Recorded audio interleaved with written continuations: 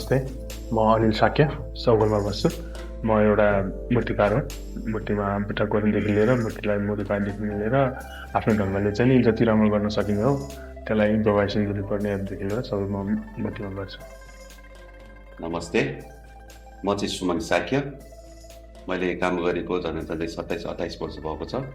म पनि मूर्तिमा बुट्टा कोर्ने काम गर्छु विशेष तर मूर्तिमा मोडिफाई गर्ने, पाटाको काम गर्ने, रिपोज गर्ने दुवै विधामा चाहिँ म काम गर्दै आइरहेको छु। नमस्ते, मेरो नाम चाहिँ सनी साक्य अनि म पनि एउटा मूर्तिकार हो र मैले यो पेसामा काम गरिरहेको अलमोस्ट 15-16 वर्ष भइसक्यो। अनि मेरो भनेको चाहिँ नि मैनको काम हो र मैनको स्टार्टिङको काम हुन्छ, त्यसपछि चाहिँ नि कार्विङको काम सुरु हुन्छ।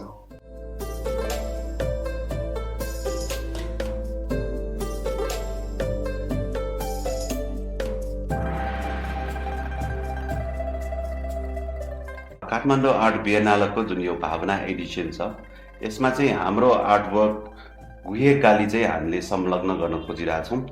यो गुहेकाली हामीले किन बनायो, कसरी बनायो, त्यसमा चाहिँ हाम्रो एउटा भावना के थियो भन्दाखेरि चाहिँ जब हामी पेन्डेमिकमा र जुन यो अर्थक्वेकको सिरिजमा गएर हामी विभिन्न तरिकाले पीडित भइरहेको थियौँ, एज अ एउटा चाहिँ सिन कस्तो क्रिएट भएको थियो नि, एउटा भोइडको सिन हाम्रो टिममा चाहिँ क्रिएट भएको थियो।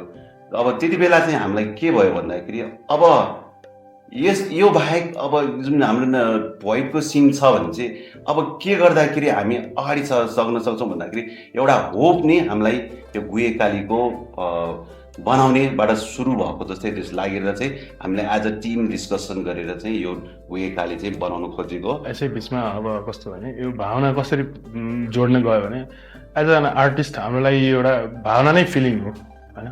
हामी जे पनि एक्सप्रेस गर्छौँ from medium of art, we express it ourself with a medium of art. हामी सुरुमा त अब हामी भेट्दाखेरि अब उहाँको आफ्नै विशेषता छ, उहाँको आफ्नै विशेषता छ, तर हामी तिनजनाको नै एउटै भावना रहेछ कि, अनि त्यो सबै एउटै भावना चाहिँ हामीले यो मूर्तिको तर्फबाट चाहिँ देखाउन पाइरहेको छौँ।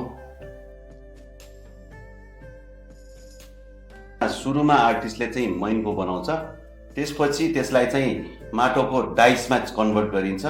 अब जब माटोको डाइस कन्भर्ट गरिसकेपछि त्यो सुकिसकेपछि चाहिँ त्यो कास्टिङको फेजमा चाहिँ आफूले चाहिएको जुन मेटल पगालेर त्यो डाइमा चाहिँ पोर गरिसकेपछि चाहिँ जुन र फर्म अफ स्ट्याच्यु चाहिँ सुरु हुन्छ। त्यसैले त्यो जुन सबै प्रोसेसमा चाहिँ हामीले मैनको जुन बनाएको हुन्छ नि त्यो हराउने भएकोले यसलाई चाहिँ लस्ट व्याक्स प्रोसेस भनिएको हो। त्यसपछि चाहिँ जब कास्टिङ गरिएको पिस आउँछ अनि हाम्रो काम सुरु हुन्छ।